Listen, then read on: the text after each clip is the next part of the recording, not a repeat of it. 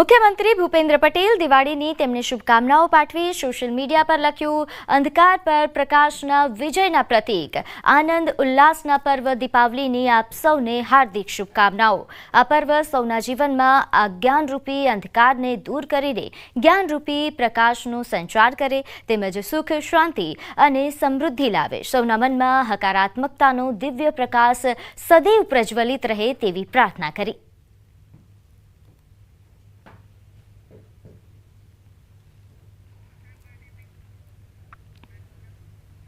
આગળ વાત કરીએ, કાળી ચૌદશનું નામ પડે એટલે સામાન્ય રીતે લોકો ઘરની બહાર નીકળવાનું પણ ટાળતા હોય છે।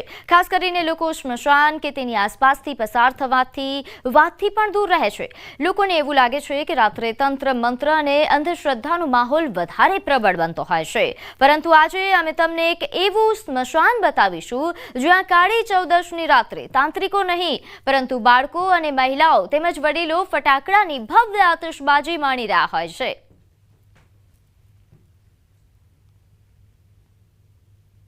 આયોજન કરવાનું એક બધી પબ્લિકનો ડર જે હોય એ ભગાડવા માટે કે જે મગજમાં જે લઘુતા ગણતી હતી પબ્લિકના અંદર કે સ્મશાનની અંદર જવાય નહીં, બરાબર, લઘુતા ગણતી ભગાડવા માટે આપણે ફટાકડા અહીંયા બધા બાળકો કે ફેમિલી સાથે બધા બોલાવીએ અને ફટાકડા અહીંયા દર સાલ આયોજન કરીએ।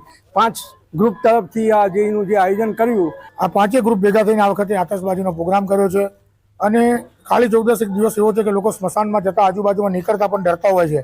એ ડર ભાગવા માટે, અંધશ્રદ્ધાને દૂર કરવા માટે એક આતશબાજીનો પ્રોગ્રામ કરેલ છે અમે। તો અંધશ્રદ્ધાના અંધકારને દૂર કરવા માટે મહેસાણામાં અનોખો પ્રયાસ કરાયો છે। નિજધામ સ્મશાન ગૃહમાં સ્થાનિકોએ ફટાકડા ફોડી ઉજવણી કરી।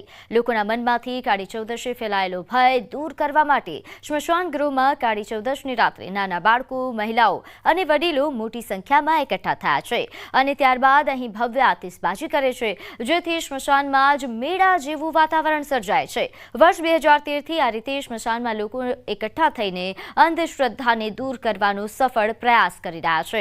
આ કાર્યક્રમના કારણે હવે કાળી ચૌદશે અહીં તાંત્રિકોનો કે અન્ય કોઈ અંધશ્રદ્ધાનો ભય રહેતો નથી। લોકોના મનમાંથી ભૂત પ્રેતનો ભ્રમ પણ દૂર થાય છે। આ સંસ્થાઓનો અંધશ્રદ્ધા દૂર કરવાનો પ્રયાસ ખરેખર સફળ રહ્યો છે।